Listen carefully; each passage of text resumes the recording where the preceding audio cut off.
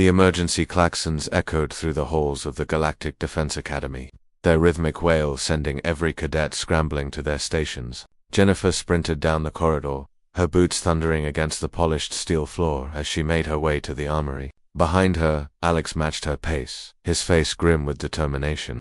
All cadets to defensive positions. The announcement crackled through the speakers, and Jennifer could hear the barely concealed panic in Instructor Valen's usually calm voice. The Crithian instructor had seen 3 centuries of warfare, and nothing rattled him. Until today they burst through the armory doors to find chaos. Cadets from a dozen different species were grabbing plasma rifles, shield generators, anything they could carry. At the center of it all stood Instructor Valen, his forearms gesturing frantically as he addressed the crowd. Listen carefully. The alien instructor's mandibles clicked rapidly, a sign of stress in his species. A void wraith has breached our orbital defenses. Standard protocol is immediate evacuation, but the transport ships won't arrive for another 20 minutes. A collective gasp rippled through the assembled cadets. Jennifer felt her blood run cold. She'd heard stories about void wraiths, ancient entities that existed partially outside normal spacetime, creatures that had ended civilizations. They fed on energy itself, growing stronger with every weapon fired at them. No weapon can stop it, Valen continued, his voice heavy with resignation. Plasma, kinetic, even nuclear weapons only feed its hunger. Our only hope is to hide in the shielded bunkers and pray it passes us by.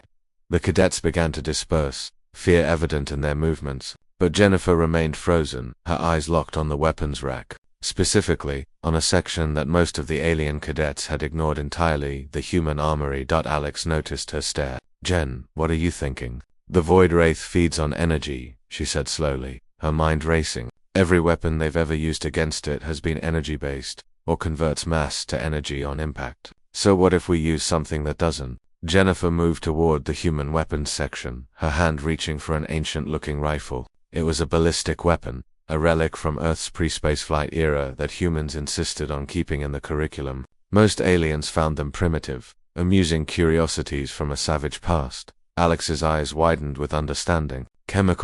Dumb metal projectiles. No energy signature to feed on exactly. Jennifer grabbed the rifle and began loading it with magazines of solid ammunition. Around them, other cadets stared in confusion or pity. To them, she might as well be loading a slingshot.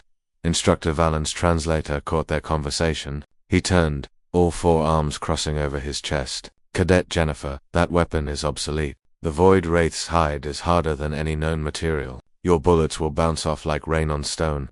Maybe, Jennifer said, slinging the rifle over her shoulder, but at least they won't make it stronger.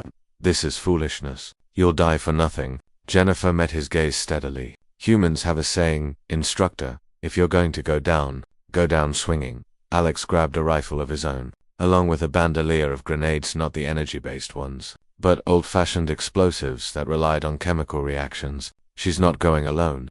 Valen's mandibles clicked rapidly, a gesture Jennifer had learned meant exasperation. But he didn't stop them. Perhaps, in his 3 centuries, he'd learned that humans rarely listened when their minds were made up. The Academy's main atrium had been transformed into a nightmare. The void wraith had torn through the reinforced ceiling, its form shifting between dimensions, sometimes solid, sometimes translucent, always terrifying. It was vaguely serpentine, 50 meters of writhing darkness that seemed to absorb light itself. Where it touched the walls, matter simply ceased to exist. Most cadets had reached the bunkers, but a group of Zentari students were trapped near the courtyard, their path blocked by debris. The wraith was moving toward them, drawn by their life energy like a shark to blood and water.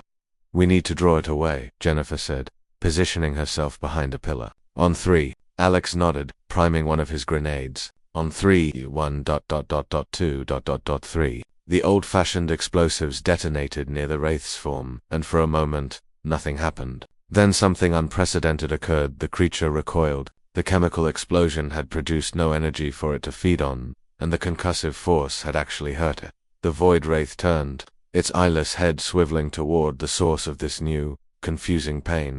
Jennifer opened fire, the rifle kicking against her shoulder as bullet after bullet struck the creature's hide. They didn't bounce off, they penetrated, leaving wounds that actually bled. If bleeding was the right word for the dark ichor that leaked from the holes. It's working, Alex shouted, lobbing another grenade. It can't absorb kinetic energy the same way. The creature shrieked, a sound that existed half in normal space and half in dimensions the human mind couldn't comprehend. It lunged toward them, but Jennifer and Alex were already moving, using their training to stay mobile. More cadets, seeing what was happening, emerged from their hiding spots. The Zentari students escaped to safety. For 15 minutes, Jennifer and Alex played a deadly game of cat and mouse, using every ballistic weapon in the human arsenal. Slowly, impossibly, the Void Wraith was weakening. Its dimensional shifts became sluggish, its movements less coordinated. When the final shot rang out Jennifer's rifle empty, her hands shaking from adrenaline, the creature collapsed.